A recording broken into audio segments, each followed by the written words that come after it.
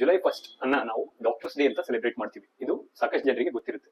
ಈಗ common public ಅವರ involvement ಇಂದ ಇಂಡಿಯನ್ ಹೆಲ್ತ್ ಕೇರ್ ಸಿಸ್ಟಮ್ ನ ಇನ್ನೂ ಬೆಟರ್, ಇನ್ನೂ ಇಂಪ್ರೂವ್ಮೆಂಟ್ ಹೇಗೆ ಮಾಡಬಹುದು ಅಂತ ನೋಡೋದಾದ್ರೆ ನಾವು ಫೀಡ್ಬ್ಯಾಕ್ ಸಿಸ್ಟಮ್ ಅನ್ನ ಫಾಲೋ ಮಾಡಬೇಕು.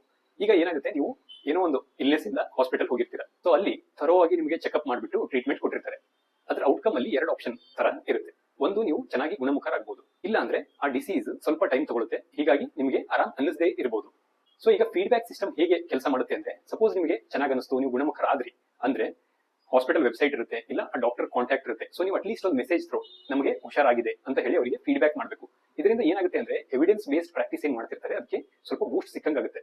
ಅದೇ ಸೆಕೆಂಡ್ ಆಪ್ಷನ್ ಅಂತ ಬಂದಾಗ, ಅಂದ್ರೆ ಆ ಮೂಮೆಂಟ್ ಅಲ್ಲಿ ನಿಮಗೆ ಗುಣ ಆಗ್ಲಿಲ್ಲ, ನಿಮಗೆ ಆರಾಮ್ ಅನಿಸ್ತಿಲ್ಲ ಇನ್ನು ಅಂತ ಅಂದಾಗ ಅಲ್ಲಿ ಕೂಡ ಫೀಡ್ಬ್ಯಾಕ್ ಇಂಪಾರ್ಟೆಂಟ್ ಇರುತ್ತೆ.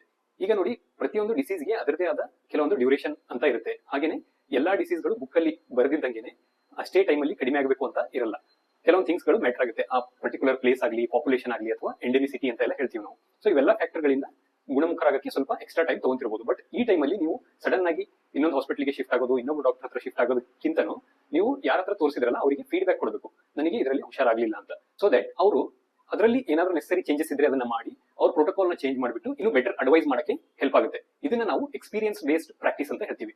ಸೊ ಗೊತ್ತಾಯ್ತಲ್ಲ, ಎವಿಡೆನ್ಸ್ ಬೇಸ್ಡ್ ಪ್ರಾಕ್ಟೀಸ್ ಮತ್ತೆ ಎಕ್ಸ್ಪೀರಿಯನ್ಸ್ ಬೇಸ್ಡ್ ಪ್ರಾಕ್ಟೀಸ್ ಇವೆರಡರಲ್ಲೂ ಕೂಡ ಫೀಡ್ಬ್ಯಾಕ್ ತುಂಬಾ ಇಂಪಾರ್ಟೆಂಟ್ ಇದೆ. Thank you.